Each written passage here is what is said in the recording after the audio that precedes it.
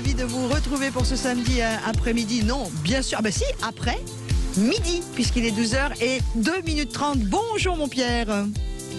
Malolo, je sens que tu vas être jalouse quand je vais te dire où je suis. Ah non, tu n'as pas le droit de me mettre en colère le samedi, mais allez, vas-y, je t'écoute. Si tu es heureux, c'est le principal, je le suis aussi. Eh bien, pour tous les amateurs de Vouvray, je suis en direct de chez Monsieur Foreau, le grand domaine de Vouvray que tu connais certainement. Eh bien, j'y suis et c'est de là que je suis accueilli avec beaucoup de gentillesse pour être avec vous ce matin sur Sud Radio et avec toi, Malolo. Eh ben, écoute, donc c'est très bien, profites-en et puis déguste avec modération et tu connais mon bonheur du Vouvray. Bonjour le Chenin et embrasse bien les gens qui t'accueillent. Je dis Chenin, j'ai pas dit chemin, avec modération le Chenin pour prendre le chemin. Ça marche aussi. Attention, le programme du jour avec notre invité Jean-Marc Bellotti, coordinateur de la Fédération française des motards en colère, qui est avec moi en studio.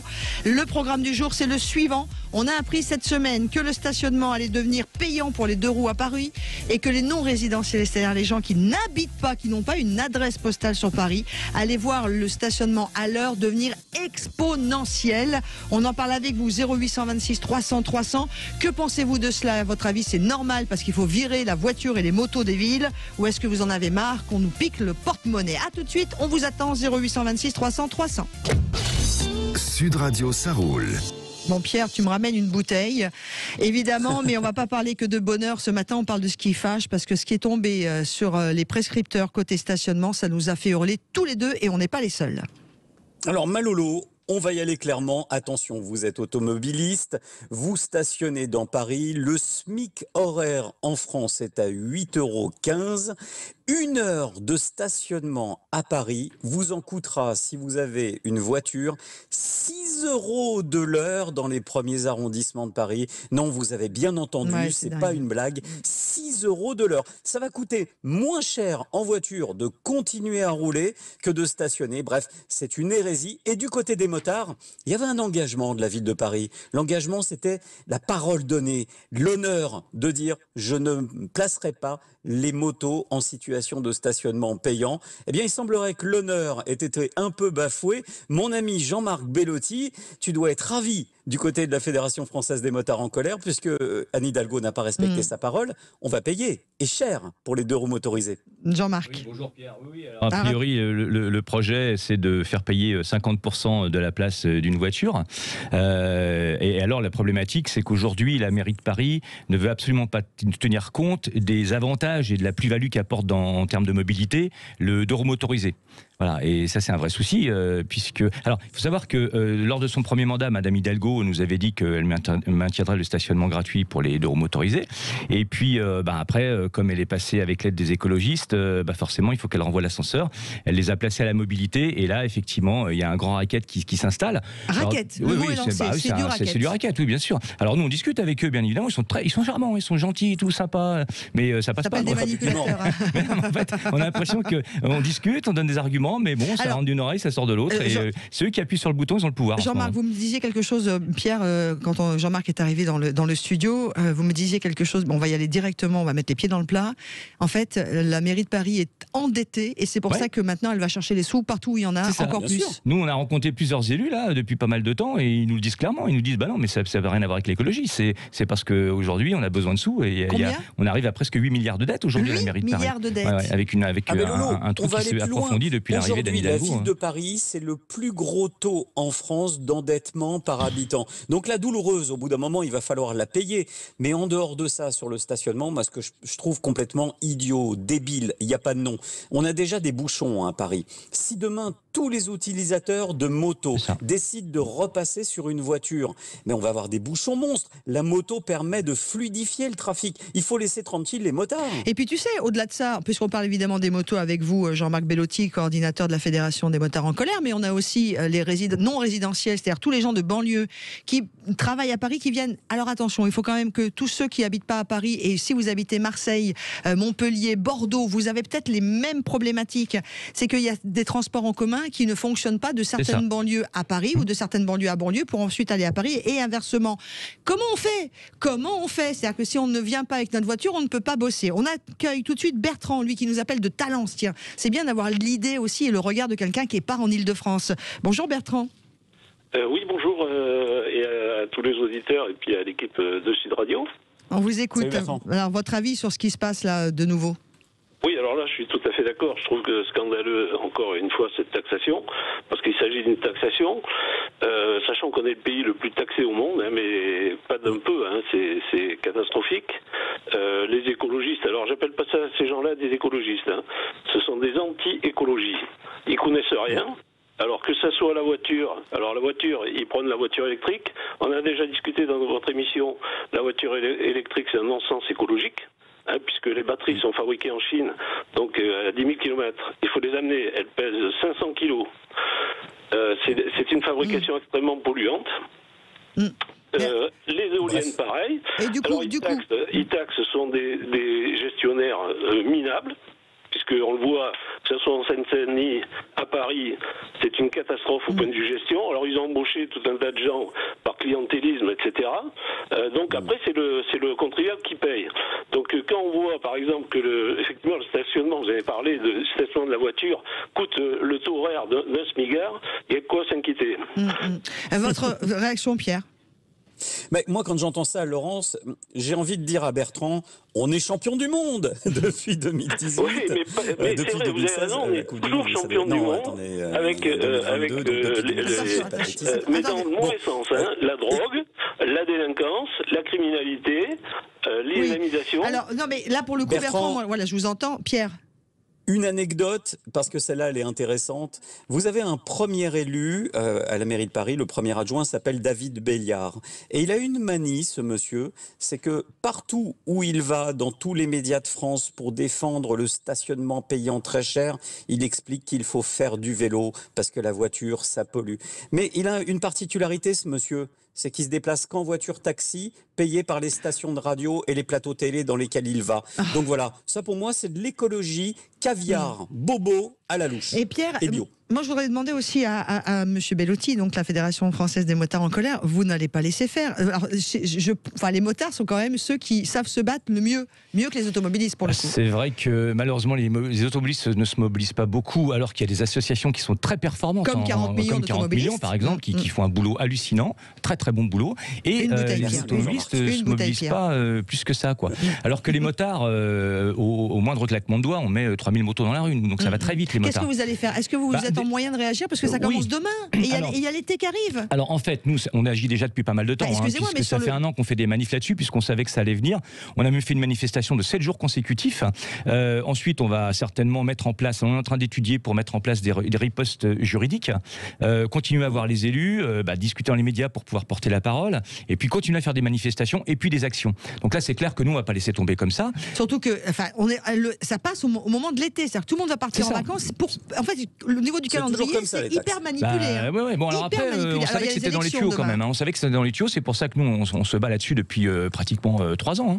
Mais alors, le problème, c'est qu'encore une fois, les prix à Paris sont énormes. Les prix de loyer à Paris sont énormes. Donc les gens vont en banlieue, parce qu'ils ne peuvent pas habiter à Paris. Et du coup, on leur dit, maintenant que vous habitez en banlieue, vous ne pouvez plus rentrer dans Paris, alors on vous pose un octroi. On met un octroi pour travailler. Et alors, il y a plein de salaires petits et moyens qui travaillent à Paris. Vous vous rendez compte, il y a plus de 900 000 personnes qui rentrent à Paris tous les jours pour travailler. Et en fait, Paris, on n'a rien à foutre de sa banlieue, alors qu'elle vit de sa banlieue. C'est ça qui est un vrai problème. Un exemple concret, avant de faire la pause, les métiers de la restauration, qui ont énormément souffert de la Covid. Ils ont du mal, un mal de chien, à retrouver des serveurs, des personnes en cuisine, etc. Le salaire est tout petit, c'est-à-dire qu'on est à peu près l'équivalent du SMIC. Les horaires décalés, il n'y a plus de transport en commun. Souvent, les gens sont en banlieue quand ils travaillent dans les grandes brasseries, des gens comme ça. Est-ce que je vais me déplacer en voiture pour venir bosser pour payer 6 € de l'heure? 6 € de l'heure, c'est un truc de malade mental. Allez, on continue d'en parler avec vous, Pierre, bien sûr, en direct de votre jolie cave du Vouvray. Rappelez-nous où vous êtes, ça va plaire à notre ami Alain Marty de Invino qu'on va retrouver dans 20 minutes. Ah mais Alain Marty, je pense qu'il va venir et qu'il va m'en coller une. Je suis à côté, chez Monsieur Foreau, à Vouvray. Et là, je suis juste dans un lieu mythique, en fait, pour tout amateur de vin. C'est clair. Vous l'embrassez. Et puis, on se retrouve dans quelques instants avec vous. 0826 300 300. Que pensez-vous, encore une fois de plus, de ce stationnement payant pour les 2 roues à Paris et plus cher pour les non-résidents parisiens? On parle avec vous. À tout de suite. Et le sujet que l'on vous propose ce matin, stationnement payant pour les 2 roues à Paris et plus cher pour les non-résidentiels à Paris. Et si demain, c'était le cas chez vous ailleurs en France, on en parle depuis le début de cette émission, Montpellier, Bordeaux et autres. Et alors, beaucoup de réactions, Pierre, sur la page Facebook de Sud Radio. On a par exemple Gilles qui nous dit « Bonjour, de toutes les façons, je ne peux plus utiliser ma voiture à l'intérieur de la 86 depuis début juin. D'ailleurs, qu'en est-il de l'action en justice ?» Marie qui dit « Un smicard gagne 10 € de l'heure, parking qui va monter à 6 € de l'heure. On gagne combien? Faut arrêter le racket, c'est urgent. » Pierre, je crois que la 40 millions d'automobilistes a un super rôle à jouer et comme tu sais le faire, largement défendre les automobilistes partout en France. Alors, les automobilistes et les motards aussi avec la FFMC, on va faire des trucs ensemble. Et évidemment, on se voit, on est amis et on va travailler ensemble. L'action en justice, pour répondre à tous ceux qui nous écoutent, pour mettre en place une action en justice, il faut que les zones à faible émission soient mises en place partout en France et votées à l'Assemblée nationale et au Sénat. Pour mettre une action en justice, il faut d'abord qu'il y ait un fond et des textes qui soient votés pour pouvoir bien les attaquer. On a nos avocats, vous les connaissez, Maître Attal, Maître Jean-Baptiste Yosca, ils sont dans les starting blocks, ils n'attendent que ça. Ça, c'est mon petit coucou à Barbara Pompili, la ministre. Et ensuite, Malolo, sur la question du stationnement, mon Jean-Marc, que j'adore, et Jean-Marc tu sais très bien à Bellotti. quel point, Jean-Marc, je suis heureux de te voir en forme, parce que tu as été très sévèrement touché par la Covid. Eh bien, je vais vous dire quelque chose, vous qui êtes en province. Attention, toutes les mauvaises mesures parisiennes, elles arrivent en province. Faut pas ricaner quand il y a une mesure à Paris. Vous comptez 6 mois, le maire de Lyon, le maire de Bordeaux, le maire de Toulouse, tout le monde rentre dedans. Alors surtout Et Grenoble, autre chose, Pierre, quand je crois le qu'en plus... parking extérieur est à 6 € de l'heure, qu'est-ce qui se passe sur les parkings privés souterrains? Ils passent encore plus cher. Et ça va s'arrêter où? À quel moment on va arrêter la voiture pour les riches? Moi, j'en ai marre.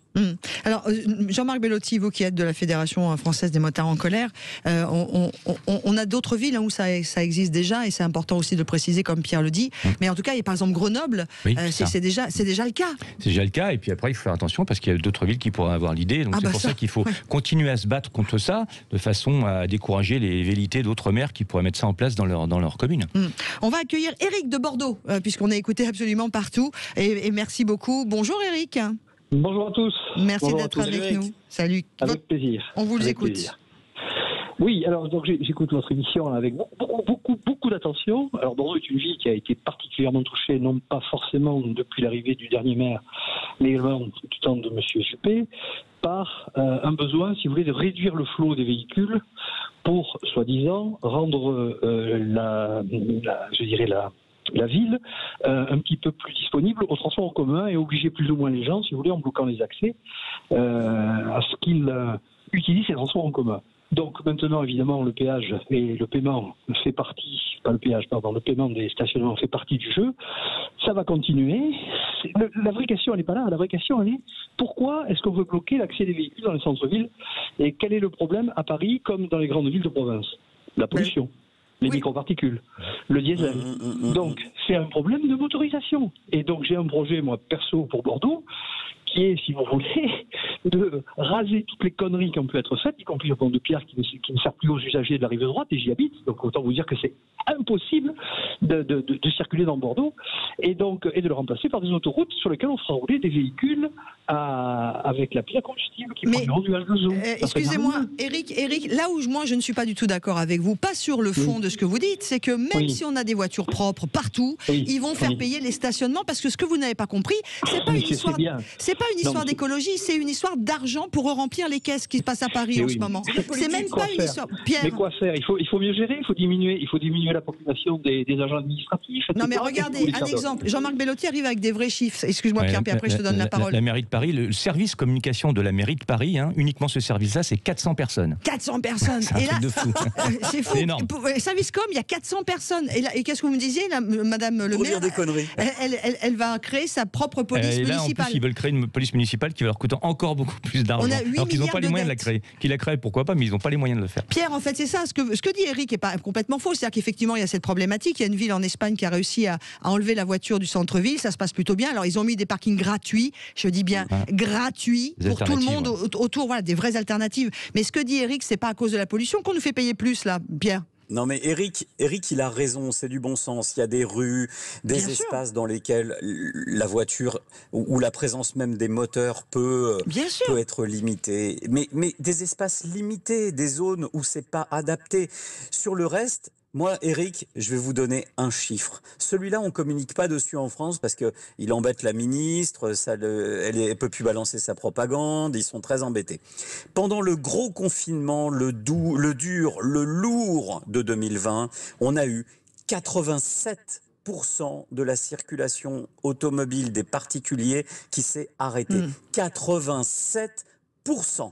On a eu une baisse des émissions de particules fines, et il n'y a pas que les voitures dans les particules fines, il y a l'industrie, il y a tout le monde. La baisse a été de 7 tout petits pourcents. 87% de voitures en moins, 7% de particules fines en moins. Alors, le côté politique pour justifier des mesures qui viennent atteindre à la liberté de déplacement, pour se donner l'air malin parce qu'on est vert, moi je réponds que le vert, il est gris et le vert, il est dans le fruit. Voilà. En tout cas, merci beaucoup Eric d'être intervenu. Une dernière chose, Eric ?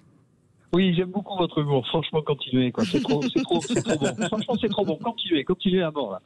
Au plaisir de vous retrouver. Avec beaucoup de bonheur, Bonne Eric, journée. et vous savez que vous Adorable. êtes toujours le bienvenu. Là, c'est la ville de Pontevedra, en Espagne, qui, d'ailleurs, il y avait un très très beau reportage sur ce maire extrêmement intelligent de Pontevedra, c'était sur France 2 cette semaine, qui expliquait qu'il fallait pas virer la voiture pour virer la voiture, il fallait simplement organiser bien les choses, et c'était vraiment très très bien. Concrètement, Monsieur Bellotti, des motards en colère, aujourd'hui, on fait quoi ? Alors aujourd'hui, nous on va continuer à se mobiliser. Encore une fois, on continue à rencontrer les élus, à essayer de discuter avec eux.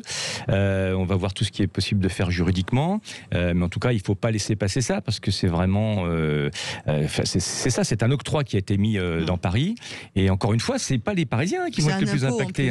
C'est pas les Parisiens, c'est les banlieusards. C'est les gens qui arrivent de banlieue, les gens qui n'ont pas forcément des gros salaires, les gens qui ont des difficultés à circuler, les provinciaux aussi, bien évidemment. Et vous savez, socialement, quand quelqu'un passe, on sait bien que les transports en commun aujourd'hui c'est pas hyper performant. Quand quelqu'un passe une demi-heure dans les transports, s'il prend un 2 roues motorisé ou une voiture, parce que plutôt qu'une heure et demie, c'est toujours du temps en plus à la maison avec les enfants le matin et le soir. Donc aussi socialement il y a un vrai problème dont la mairie de Paris ne tient pas compte. Et ce qu'il faut savoir c'est que chaque décision prise par la mairie de Paris en termes de mobilité, voire d'immobilité, ça impacte surtout les gens qui sont à l'extérieur de Paris et pas les Parisiens. Mais là les motards, les 2 roues, c'est tout le monde, parisien et non parisien pour le coup. Tout le monde va payer, quoi. Ah oui, mais là, c'est tout le monde va payer. Mais vous savez, quand vous êtes dans Paris, vous prenez un vélo, machin, etc. C'est facile de se balader dans Paris, enfin, de faire quelques kilomètres. Mais les gens qui viennent de Cergy-Pontoise, à 50 ou 60 km de Paris, tous les jours, ils viennent pas avec un vélo, c'est pas possible. Moi, j'habite banlieue sud, je vais tourner mes émissions à la plaine Alors, le Saint-Denis, vélo, on dit pas que c'est pas bien. Le vélo, bien sûr, il faut de la place pour tout le monde. Le vélo, c'est bien quand on a fait 3, 4, 5, 10 km par jour dans l'interville, en intramuros, pardon.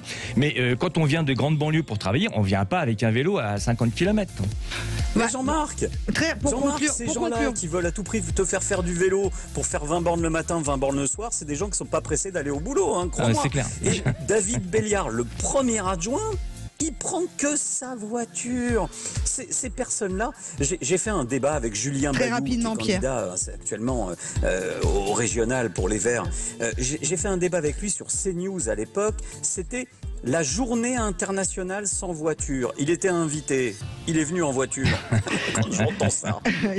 Sinon, il ne ferait pas de la politique. Merci beaucoup. En tout cas, c'est terminé pour Ça roule. Très très bon week-end du côté de Vouvray. Embrasse bien toutes les personnes qui sont autour de toi et qui en profitent de ce joli moment. J'arrive, le temps de prendre la route. Tiens, merci beaucoup à Jean-Marc Bellotti, coordinateur de la Fédération française des motards en colère. On aura bien sûr, c'est sûr, l'occasion de reparler de ce sujet. Avec plaisir, merci à vous. À suivre, on reste dans les vins avec modération et c'est notre ami Alain Marty qui nous accompagne sur Sud Radio.